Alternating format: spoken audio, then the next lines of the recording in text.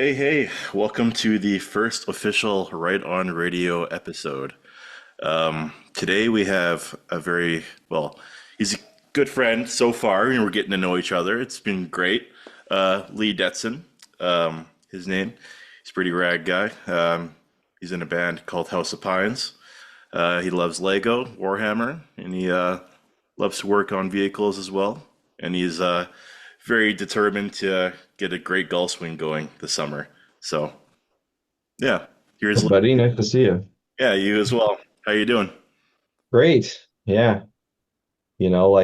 Us with all our hobbies, we still have day jobs, right? So I was working today Yeah, and I'm yeah, working from home, cushy.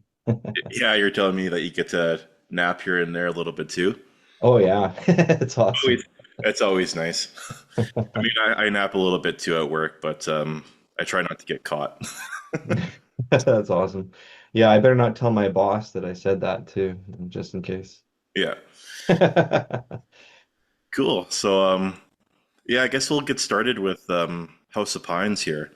Um, just tell me about House of Pines. Like, how did you guys meet? How did you guys, form the band? Like, what's the beginning of the story? What's the origin? Yeah, for sure, man. So back in 2013, okay, actually I can go a little further back than that. Back in like 2010, I really got into playing guitar. I played guitar a little bit before then, Right? but I was listening to a lot of like Breaking Benjamin was kind of my favorite band at the time. And I was so inspired by Ben Burnley, if you're not familiar with Breaking Benjamin, but he was my favorite front man. And I was just like, whenever I do something, it doesn't really matter what it is, like pick up a hobby, I have to make my own version of it. So I said, I want to be a front man. And I started jamming in this guy's basement, like just some random dude who posted on Kijiji, like, come pay me to jam in my basement. Oh, pay him to come jam in your basement, To or his? Well, like I paid him to jam in his basement. Oh, interesting. Yeah. So I took all my gear over there and there was another guy. I started just on my own, like just by myself. And I'm like, I basically had already decided on the band name at that point, just on my own. And yeah, awesome shirt, by the way. Oh, thank you. I had to rep some House of Pines tonight for you. Yeah, it's awesome. Represent. And there was another guy who was practicing there with his brother, and this guy was a drummer, and he started drumming for House of Pines. And who knows, maybe he's not the drummer right now, but maybe he'll listen to this podcast and be like, "Ah, that Lee." Oh, damn. Yeah.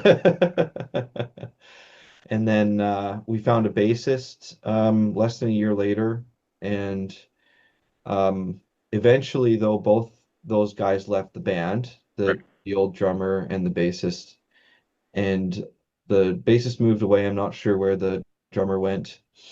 And then I ended up meeting John through work, Right. and we work for a fairly large company, John and I, so we kind of worked together a tiny bit. And so I just said, "Hey, come jam. Like, you're a cool guy." And his attitude was awesome. Like as soon as I jammed with him, like I was like, this guy's just because of his attitude, he's a keeper, you know? Yeah. It's always nice to find, the people you click with and you have that chemistry with, and then it just Yeah. all drives together. There's always going to be a little bit of bullshit, but it's tolerable bullshit. Yeah, there's never not conflict, right? Yeah, So exactly. and yeah, he came with his really good friend who's become the bassist. Yeah, nice. And it's been the three of us for 10 years now. Yeah. Very long time. Yeah. Yeah. Well, you guys obviously have, you like each other enough and you've tolerated each other enough, so you must Yeah. have some good connection there, right? Yeah. I think so. I think we're really yeah, some of the most compatible bandmates out there. Nice. I think that's evidenced by the fact that, like, not speaking poorly about the other bands we've played with, but I'd say 95% of the bands we've ever shared the stage with are gone now. Yeah, Like that's crazy. just broke up for whatever reason. So Yeah, you guys have stuck around. So yeah, that's good news. That's awesome. And then you guys got that show next weekend coming up that I have the honor of filling in for. So that's yeah, it's awesome. Rendezvous Pub. It'll be really fun. Yeah, I'm really looking forward to it. And yeah, you're picking up the songs really, really well, actually. So I'm pretty impressed. Oh, thanks, man. I appreciate that. They're a lot of fun to play, I will say. It's challenging and it's different, which is really cool. Yeah, you said you dig our like weird time signatures and I do because our yeah, I do because I'm not used to like going to like 7/8 or like 5/8, whatever. Just stuff like yeah, that. I'm not used to it. I don't really like play Tool, but once you start playing it and you get more familiar with it, it becomes, something fun, right? It's a yeah. fun kind of challenge. So, but, that's awesome. You guys have stuck around and you're still playing shows and you're still vibing and doing your thing. You have no signs of quitting or anything either. So, yeah, I tell people it's the most fun thing I've ever done. So, nice. There, and that's awesome. that's saying something because I do a lot of different fun stuff. So, Yeah, that's fair, man. um, just gonna see here. You guys have one album recorded, right, and released officially? yeah, Yeah. we do have that EP. It was ages ago. That EP might be 10 years old now. The one, So, the one that's on Spotify. And yeah, yeah, okay, so we've been saying this for years, but we're re-recording that EP. right. So uh I sent you some tracks just by email that are going to end up on that re-record. Yeah, yeah, But yeah, we so I don't know. I like to say great art can't be rushed. yeah. That's fair. Um but we've all had a lot of stuff going on, like all three of us in our personal lives. Yeah, which is totally understandable. So it's yeah, maybe a subject for another podcast when I get both of the guys, when like all three of us on here. But Yeah, totally. yeah, it's we've had some struggles and we've had, stuff happen in life that's we weren't hoping for, weren't expecting, and then the recording just kind of gets pushed a little bit, and Yeah, we do all the recording in my basement. So yeah. we Which is, do sorry, go ahead. John does all the mixing and mastering, the drummer.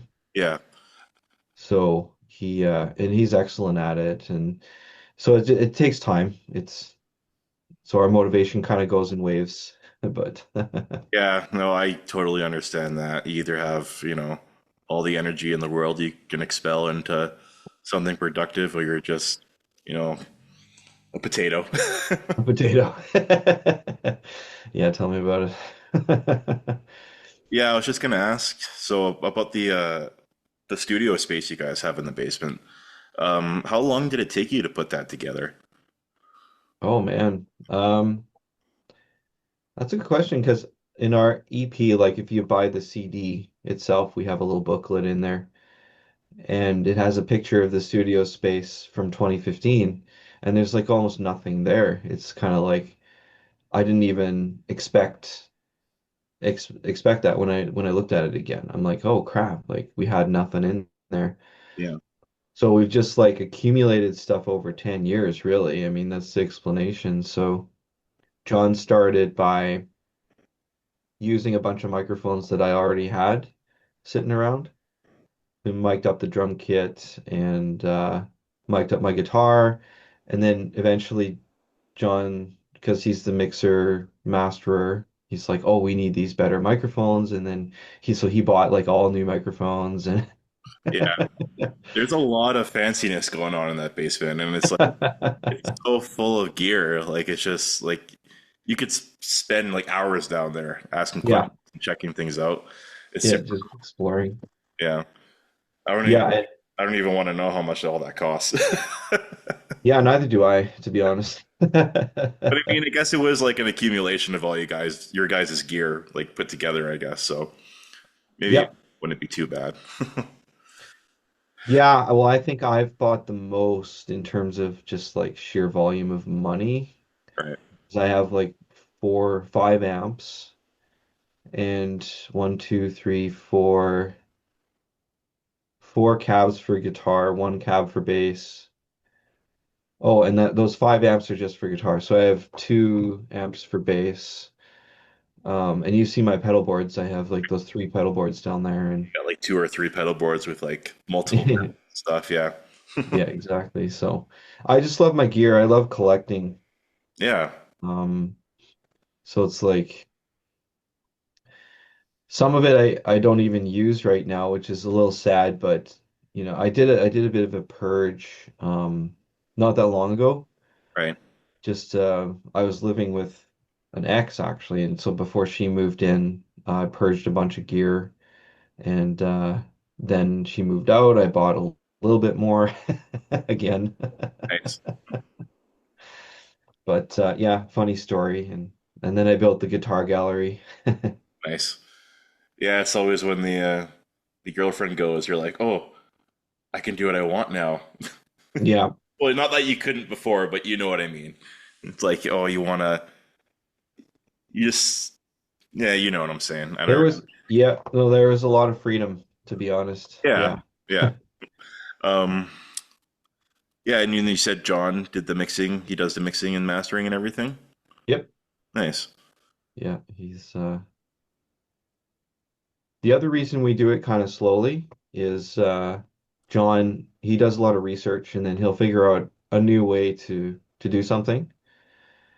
And then we kind of have to start from the beginning on certain things, like the guitar, for example.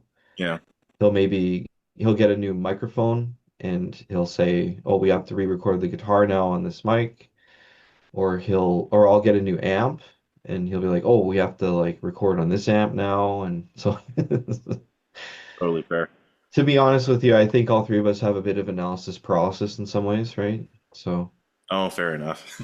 but in a good way. Like it's going to end up being a high quality product, and great art can't be rushed. I like to say that. So, Was just gonna say it's what you're explaining to me is it's how you get your guys' songs to sound so good, right? Because they do sound good. yeah. They sound like more or less studio like not demo, Hmm. like a garage demo. So Thanks, man. yeah. Um I think we'll take like a minute break here. Just Yeah. and like play a House of Pine song. I'll keep the recording going, then a minute right now.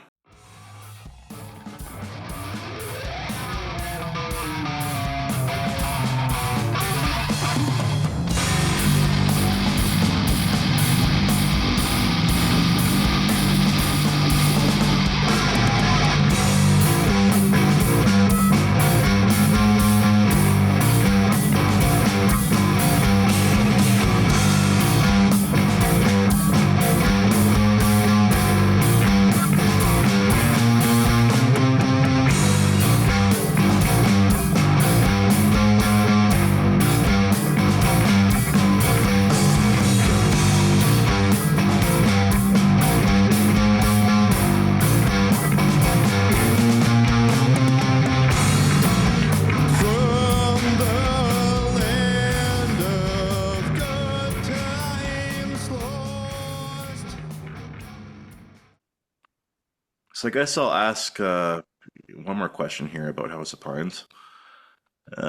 What does House of Pines mean to you? What does it Specific. mean to me? Yeah, what does it mean to you? Yeah, so the name itself is actually for a house that I spent a lot of time in as a child, like I lived in. Right. And it was a lot of very emotional stuff happened the time I lived there. And really, like some of the most formative times of my life was from age 10 to 20. I left home when I was 20. So, and because of that, I think that the house and that setting is always in my dreams. So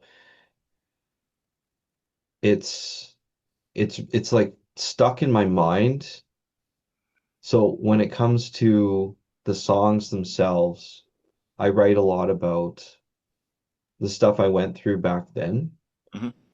and some of the stuff since, but mostly it's sort of from around that time period, especially as like a teenager, young adult. And so that house is kind of it's like the setting and the themes in the songs, I don't know if you've read the lyrics much, but they're pretty abstract, but it's inspired by unrequited love, dysfunctional relationships. So the House of Pines itself is a really cathartic way for me to express and deal with that kind of thing, the Right. ups and downs of relationships, and everybody goes through stuff. If you want to interact with people, you're gonna go through stuff in relationships, right? So That's really cool. So it means a lot to you, like on a personal level, and it just kind of touches you in a deeper sense. That's yeah, I think so. It's a very like angsty, grungy sort of thing, which is exactly what I wanted when I started the vision. yeah, nice. So you didn't just look at like a tree one day with some pines and like look over there and you saw a house and you're like, wait a minute, house of Yeah, pines. Hmm. right. Or like use a random band generator on the internet and it's like, oh, that sounds kind of cool. Something like that, yeah. That's super cool. It's just yeah, you feel the personality to it is just like that much deeper because of how much it means to you, right? So, Absolutely. Yeah, uh, so you play bass and you also play guitar, right? I do. Yeah. It's like 95% guitar and like 5% bass though. So, I was just gonna ask you, like, which one do you prefer, bass or guitar? So, yeah, definitely guitar. Bass is a lot of fun too because you can do a lot of, I guess, customization in the same way that you can with guitar. And I like to customize my gear and my guitars and my setup, and I build guitars a little bit too. right. So, and I'm a trained guitar tech actually. Oh, cool. I didn't know And that about you. I don't think you've ever told me. yeah, I took some training at this little college in Saskatchewan, like in 2018. So, Cool. What was that like? oh, it was awesome. Yeah, the college is really unique actually. It's in the middle of nowhere, just this little town, and you're like driving across the prairies for hours and hours, and then suddenly there's this town, this little a bunch of like patch of trees and a bunch of houses, and the college is in there. It's pretty cool. Here's out of nowhere. But it was great college. Like I want to go back there, to be honest. Like just take some more training. Right. Uh, Tuition's a little steep, but not much is cheap these days, right? It really, no, it's really not cheap these days to stay alive. Yeah, exactly. That's really cool. Was it like just a few month program, like summer, couple years? It was a couple weeks actually. Oh, okay. So just So very like crash coursey kind of quick. yeah, and it was intense because he had the college owner had a dormitory there. Right. So we all slept in like bunk beds, the people who were there. And we would get up at like 7 every day and we'd go to bed at like 4 in the morning. Oh, Like we'd just like constantly be working. crazy schedule. It was just, yeah, it was nuts. Like he'd have his instruction from like 8 to 3, and then we'd just be working on our projects after that. And it was so much fun though. Like I hardly got any sleep, but it was just such a blast. Right. That's really cool. Well, I guess with it being only a couple weeks, you kind of more or less have to be awake and learning 24/7 to Yeah, use it's a good everything. way to put it. Yeah. Yeah. Do you have a favorite guitar or bass guitar that you can show us? Oh man. Yeah, I'm so glad you asked. In reality, it's true that you and I were talking about this before, but No, not at all. so yeah, I'd say this is my favorite. Um, so I built this one pretty pretty like simple build, right? Just like a V, made a template for it and routed it out and simple bevel and the electronics, just chose the electronics, like pretty nice stuff actually. Yeah. And you built that They're Go ahead, bare sir. knuckle pickups, if you've heard of them. So I haven't heard of them. What's the difference? they're UK made and they're all passive. They Right. make passive pickups, and a lot of metal bands use them. So Nice. Periphery has some like signature bare knuckle pickups, Mm. and I can't think of anyone else off the top of my head, but Periphery is one of my favorite bands, so it only made sense, right?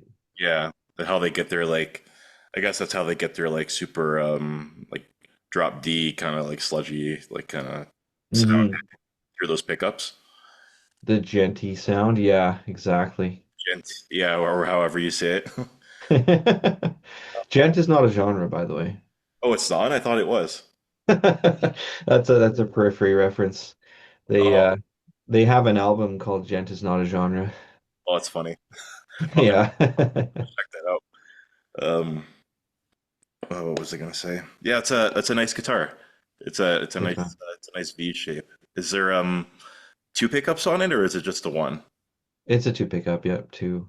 Active pickups, I'm assuming, or No, they're passive. oh, they're passive. Oh, nice, Yeah, nice. the bare knuckles, they only make passive, so Oh, interesting.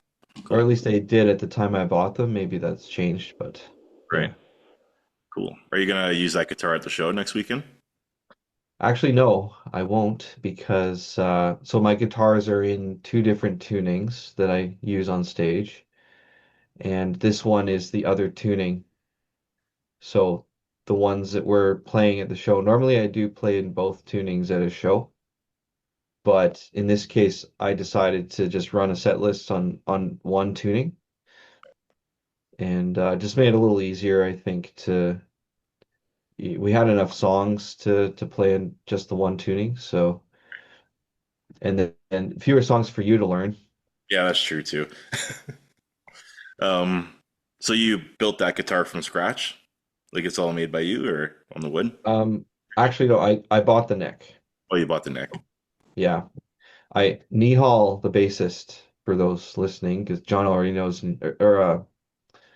Josh already knows Nihal, Yeah. but he builds everything from scratch. So he actually built the neck for one of his basses from complete scratch. It's like insane. The guy is like a prodigy. It's crazy. He knows what to do. Yeah. This of guitar making. So I ended up buying the neck. Maybe that's cheating in some people's eyes, but hey, it sounds great and it looks great, right? That's all that matters, right? Yeah, man. Um, so we're just over halfway, 25 minutes. So I'm gonna switch the subject to here a little bit. Yeah, absolutely. Uh, you want to talk about Lego or Warhammer first? I'll let you pick. Ooh. Um, Need a coin to flip. How about Warhammer? Warhammer. Okay, cool. Do you have like your a favorite figurine or like that you painted or anything by you that you can show us? I do. I totally forgot to bring it in the room. Dude, I'll just like 20 seconds and I'll be Okay, back. sounds good.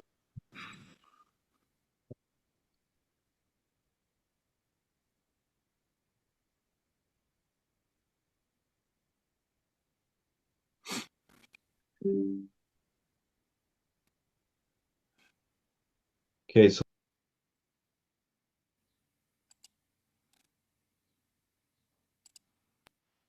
Hello? okay, so yeah, hey, I saw like an a mute button there, something Yeah, me too. happened, but You're good. yeah, so I brought like in Warhammer, I'm a big Xenos fan in Warhammer, so this is like the faction's called Necrons, That's really cool. and it's called the Doomstalker, Right? and it just has a gigantic cannon on it. Like it's a tank killer. It's really neat. So do you paint those yourself? Yeah. Um, I've been painting for a while. But mostly for a different game. So there's another game I play called Firestorm Armada, and unfortunately, it's like semi out of production. It's been purchased by another company and they kind of shelved it, at least for now, for the last 9 years. But I still love to paint it. Um, and then so that was all like oil-based paints. I love my oil-based paints, but I've started with Warhammer getting into the water-based, and that's kind of the gold standard, water-based paints. So Nice. Sweet. Is it tricky to paint them? Like you have yeah, yeah, like what's the process it's of painting it? so in my case, I don't really use an airbrush, at least not for the oil-based. So I do spray can, Right. rattle can. And with that rattle can, I do basically a base coat, and then from there I go in with a brush and just like a really tiny brush. Like imagine the smallest brush, like smaller than a toothpick kind of thing. Yeah, and it's probably like super tedious, like to make sure it looks the best it can too. Yeah, it's tedious and it's surprising how much skill it takes to make it look decent and accurate and realistic. Yeah. Um, so you're into like Warhammer has board games, right? You're into Uh, board games? Warhammer's like a tabletop, is that what you mean? Tabletop, yeah, sorry. Yeah. Yeah, it's tabletop. So for those who aren't really familiar with tabletop, some people listening might not be. It's like a board game, but it's played on a table instead of a board. And usually there's a mat with like roads or desert or just some kind of terrain. And then you use a measuring tape to measure how far your pieces move. Mhm. And then the rules usually have like a ton of dice rolling, so you're rolling when you shoot.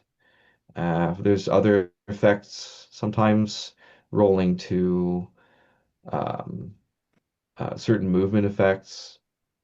Very like intricate tabletop style game. Yeah, it's like really detailed Takes and hours to play too. yeah, really thick rule book. Like, yeah.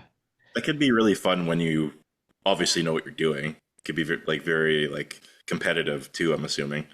Oh yeah, both for sure. It's so rewarding once you learn the game really well, and then you're able to like become competitive. Yeah, it's it's a ton of fun. So I just like it because of the complexity. I've actually invented some of my own tabletop games too. Um, One was kind of like semi-board game as well, but the other one was like a tank battle game. Right. And I just love like writing really complex rules and like testing them out and yeah, it's fun. Nice. So, what like how would you explain Warhammer to someone who doesn't know Warhammer? Like, what fascinates you about it too? Would you say? Yeah, I could start with kind of what drew me to it, I guess.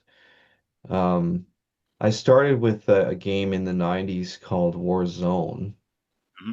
and that kind of got me hooked on war games at the time. It's simpler rules than Warhammer, and it went out of production in like 2001.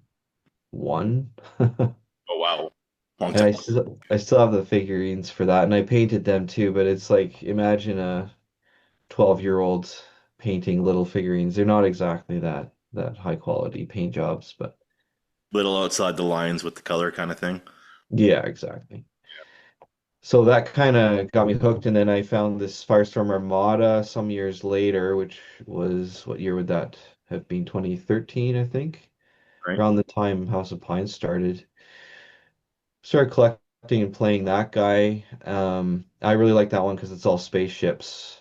So Yeah. I, I'm a science fiction nerd too, in a lot of ways. So, Yeah. and that's basically what got me into Warhammer was the science fiction aspect. I love like lore too. So there's there's a couple main features of war games. There's the complicated rules, cornerstones, I guess. Complicated rules, painting the miniatures yourself and customizing them. and the lore. Right. So the lore is like backstory of characters, it's backstory of each faction. In Warhammer, because it's been around since 1987, they've really built out the history and it's really complex and actually really interesting. Nice. In my opinion, really well done. So it's I like that. I like the backstory and the complexity of the stories. Nice. That's sweet. The thing the thing about space and like science fiction and stuff, it's just like it's so cool because like even just in like a reality sort of sense that we don't know really anything about space. So it's like up to interpretation, right? Like you can just imagine anything and it'd be like, oh, that could be possible, right? It's so true, actually. Like we've sort of been conditioned by science fiction over the years to be like, oh yeah, that's totally feasible. Warp drive? Yeah. No, that makes total sense. Like, how could that not be a thing one day? Exactly. Um, so we got about 8 minutes left here until the meeting's done. Cool. See, you want to talk about trucks or Lego a bit? Oh man. Let's go with vehicles. Yeah. Um, what's your favorite make and model for a vehicle? Okay, I like to say my brand is Toyota, Yep, but my vehicle is a Nissan 300ZX. nice. So I have a Toyota truck and I have a Toyota tattoo. Oh, I didn't know that was. Oh, nice. Okay, cool. I didn't know that. Yeah. It's old school. It's from the 80s or 70s. Okay, So most people don't know what it is. So I got the Toyota truck and I do have the 300ZX too. I wanted one since I was in high school. So I ended up buying the truck in 2010 and the car in 2011. nice. What's are they like? Is it just like a regular car or like a speeds? Like a I don't know. I'm gonna pretend like I know about vehicles when I really don't. Is it like what kind of a vehicle is it? Is like more sporty, more like fancy? Yeah, it's a sports car, so it's a coupe, two-seater. And at first I wasn't too keen on a two-seater, but now I'm like, oh, this is the way to go because it's a bit lighter Yeah. and it just feels more like a rocket, right? You take it out to the Derby ever? Do track Yeah. race? The demolition derby or Yeah, the dirt track. your track. No, I've gone to Castro Raceway, which is they have a road course there, Right. and it's so much fun. Like driving the car like flat out on a track is like, oh man, it's like driving your own roller coaster. It's so much fun. Yeah, And I haven't done that in a while. It is expensive and it is risky, fair enough. It's one thing to but like love and appreciate the car when you're not driving and not in it, but it's another when you're actually driving it and you get to have fun with it, right? yeah, I think, like I said, music is the most fun thing I've ever done, but the car stuff and the truck stuff is the second most for sure. It's like a close second. And I'm not a mechanic, but in 2013, it seems like everything happened in 2013, doesn't it? House of Pines, Cars, um, War Games. But anyways, I realized that what I wanted to do, especially to the car, was going to cost like maybe $100,000 to get somebody else to do it. So I'm like, I'm just going to start teaching myself. And yeah, never look back. It's just so much fun. I do all the work myself now. And Yeah, I was just gonna ask about that. Like you seem like when I was first getting to know you, I thought you worked in like an auto body shop because you were just like in the garage always tinkering on your cars and stuff.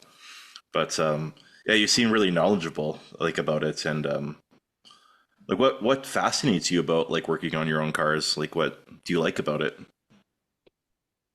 I think when I first got into it in 2013, when I decided to, it was to save money.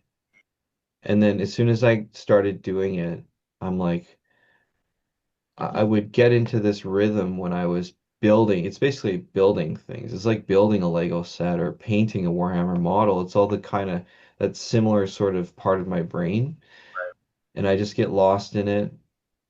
And it's just so much fun. The hours go by and I'm accomplishing things, and suddenly I have this product that looks really nice, and then I can go out and drive it and enjoy it. Yeah, Like it's such a satisfying process. And I think music's like that too. Like that's why I love music is it is a huge process, as I well know. as Yeah. anybody. The process of trial and error and productivity, and eventually Yeah. seeing your work come to life after a lot of stress and ups and That's a great way to put it. Like it suddenly comes to life. yeah, Like this thing that you had a vision for is suddenly there. Yeah. yeah, yeah, and it just turns into a passion project, and you're like, never you don't really you, you don't really imagine yourself maybe sometimes Right. starting to love those kind of things, but you do, and you're like, it's pretty cool, it's pretty awesome. Yeah, man. Start learning more about it. Uh, are you into more like vintage vehicles, classic, modern day? What would you say? I'd say like it's somewhere in between what people would consider classic and modern. Yeah, My car is a 1990, and technically it is a classic car. I have classic car insurance on it. nice. So, and it's getting old, right? That's like a 35-year-old car now. Well, a long time. You've had it for a long time then. Yeah, I've had it since 2011. So, yeah, that is a long time. Not quite half its life, but it's getting there. And so I would actually say that my thing is like the Japanese imports from the 90s. That's kind of my scene. I know the most about those kind of vehicles. Right. So if you want to talk to me about like an RX-7 or um, a Supra or some just any kind of domestic or Japanese import from the 90s, like I'm all about that. So And they must be like a Japanese import must be pretty hard to get, I'm assuming, like the authentic ones, more or less. um what's hard to get now is the ones that were made in Canada, and those are expensive. Right. You can get imported cars that are right-hand drive, and they're from usually Japan, I think maybe from Australia too, I'm not sure exactly, but so you can import right-hand drives and those are a lot less expensive. But the sought after ones are actually like mine, which is a Canadian made car, and it's or maybe not Canadian made. I think it's actually made in Mexico, but it's a Canadian registered and was sold in Canada originally. So it has the left-hand drive, Nice. and that's what I prefer. I really like left-hand drive Japanese cars. So Sorry to cut you off here, but we have less than a minute to go. Um, okay, we will continue this conversation for sure.